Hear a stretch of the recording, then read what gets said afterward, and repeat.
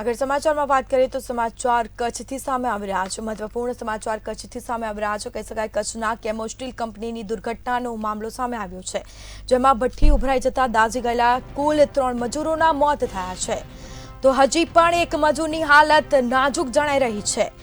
અંજારના બુઢારમોરા નજીક આવેલી આ સ્ટીલ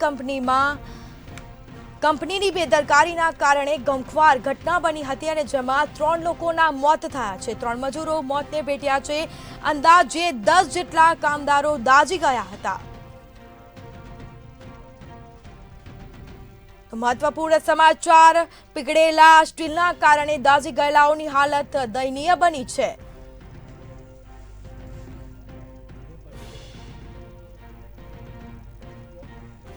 મહત્વપૂર્ણ સમાચાર, કચ્છના કેમો સ્ટીલ કંપનીની દુર્ઘટનાનો મામલો, જેમાં ભઠ્ઠી ઉભરાઈ જતા દાઝી ગયેલા કુલ 3 મજૂરોના મોત નીપજ્યા છે, તો હજી પણ એક મજૂરની હાલત નાજુક જણાઈ રહી છે।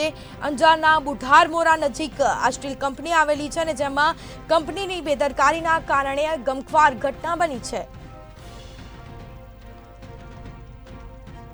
તો અંદાજે 10 જેટલા કામદારો દાઝી ગયા હતા। પીગળેલા સ્ટીલના કારણે દાઝી ગયેલાઓની હાલત દયનીય જોવા મળી છે।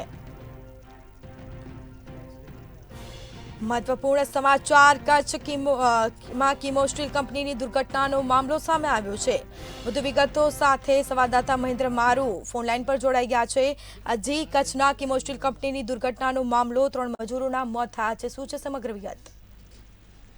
ચોક્કસ આપને જણાવી દઉં કે અંજાર તાલુકાના જે બુઢારમોરા ગામ છે તેની પાસે જે કેમો સ્ટીલ કંપની આવેલી છે, ત્યાં ગઈ કાલે જે મકર સંક્રાંતિનો પર્વ હતો ત્યારે સાંજની સમી સાંજે આ ગોઝારી દુર્ઘટના સામે આવી છે, જેમાં ભઠ્ઠી ઉભરાઈ જતા અંદાજે 4 લોકો જે હતા તેની તબિયત નાજુક હતી અને 5 થી વધારે લોકો હતા તે દાઝી ગયા હતા। ત્યારે આજે સવારના 2 કામદારોના મોત થયા હતા અને હાલ ત્રીજા પણ એક કામદારનું મોત થયું હોવાનું હાલ પોલીસ સૂત્રોમાંથી માહિતી મળી રહી છે।